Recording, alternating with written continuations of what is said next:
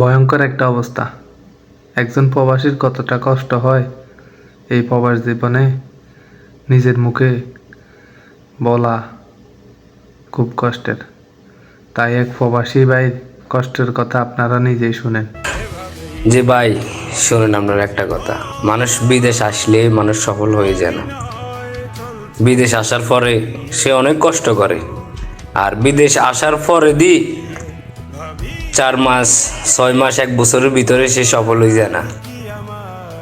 সে সফল হইতে হইতে আমরা অনেক টাইম লাগে।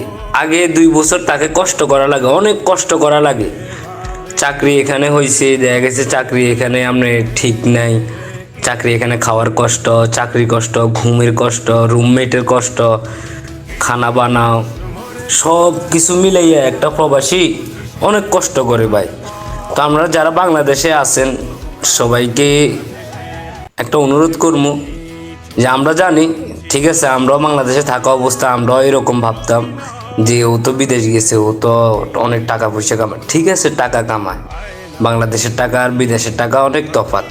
কিন্তু সেদিন দেনা করে গেছে, তার দেনাগুলো শোধ করতে করতে তো কেউ আর তাকে হেল্প করতেছে না যে তার দেনাগুলো আমরা শোধ করি, তার দেনাগুলো করি। তার দেনা শোধ করতে করতে তার 1 বছর 2 বছর চলে যায়।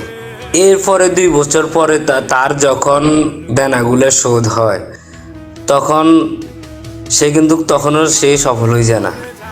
দেনা শোধনের পরে মা বাবা ভাই বোন আত্মীয় স্বজনের চাহিদাগুলো পূরণ করে। এরপরে আসে নিজের। তো সে যে কষ্ট করতেছে, টাকা কামাইতেছে, ঠিক আছে, কিন্তু শখ কি জিনিস, মানে টাকা কি জিনিস, এগুলোর দিকে তাকানোর তার সময় নেই। তো একটা মানুষ সফল হইতে হইতে মিনিমাম কেউ কেউ আছে এরকম বিদেশ 10 বছর 8 বছর 5 বছর পড়ে গেছে, অনেক সফল হইতে পারে না।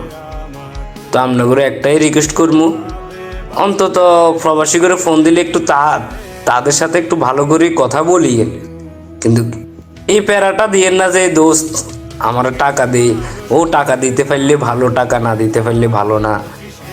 যতক্ষণ টাকা দিতে পারবো ভাই, সে প্রবাসে আছে, ঠিক আছে, টাকা কামায়, কিন্তু ফ্যামিলির অনুমতি ছাড়া তো সেই জায়গায় টাকা দিতে পারতো না। আজ যখন সে সফল হয়ে যাবো, বাড়ি গাড়ি তার হয়ে গেছে, তার কাছে প্রচুর টাকা আছে, তখন কোনো সমস্যা নেই। একটা মানুষ চাইছে, তার কাছে 5,000 টাকা চাইছে বা 10,000 টাকা চাইছে, তখন একটা মানুষকে হেল্প করতে পারে, কোনো সমস্যা নেই।